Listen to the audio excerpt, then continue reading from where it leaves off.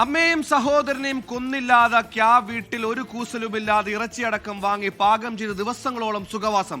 നെടുങ്കണ്ടം ഇരട്ടക്കൊലപാതകത്തിൽ പുറത്തുവരുന്ന ഞെട്ടിക്കുന്ന വിവരങ്ങളാണ്. മാതാവിനെയും സഹോദരനെയും പ്രതി സജി കൊലപ്പെടുത്തിയത് അതിക്രൂരമായാണ്.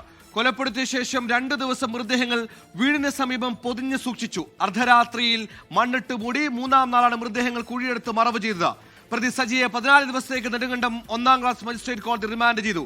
സഹോദരനും അമ്മയും അതിക്രൂരമായി മർദ്ദിച്ച ശേഷം തോർത്ത് കഴുത്തിൽ മുറുക്കിയാണ് കൊലപ്പെടുത്തിയത്.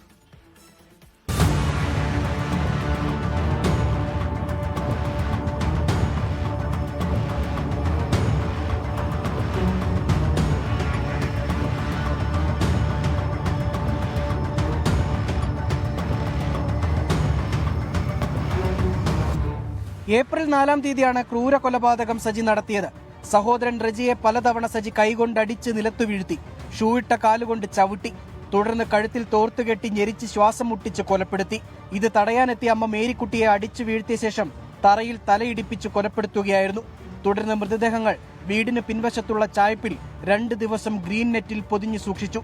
3-ാം ദിവസമാണ് മൃതദേഹങ്ങൾ കുഴിയെടുത്ത് മറവ് ചെയ്തത്. പിന്നീട് ഒന്നും അറിയാത്ത പോലെ വീട്ടിൽ താമസിച്ചു. അമ്മയോടും സഹോദരനോടും ഉണ്ടായിരുന്ന വൈരാഗ്യമാണ് ഇതിനെല്ലാം കാരണമായി സജി പറയുന്നത്. പോലീസിനോട് പ്രതി കുറ്റങ്ങളെല്ലാം സമ്മതിച്ചു. Nedumkandam judicial first class magistrate കോടതിയിൽ ഹാജരാക്കിയ സജിയെ മെയ് 11 വരെയാണ് റിമാൻഡ് ചെയ്തത്. മെയ് 4-ന് ശേഷം സജിയെ കസ്റ്റഡിയിൽ വാങ്ങും. 2018-ൽ രജിസ്റ്റർ ചെയ്ത സജിയുടെ പിതാവ് മാത്യുവിന്റെ തിരോധാന കേസിലും പോലീസിന്റെ പുനരന്വേഷണം ഉണ്ടാകും. 24 ഇടുക്കി.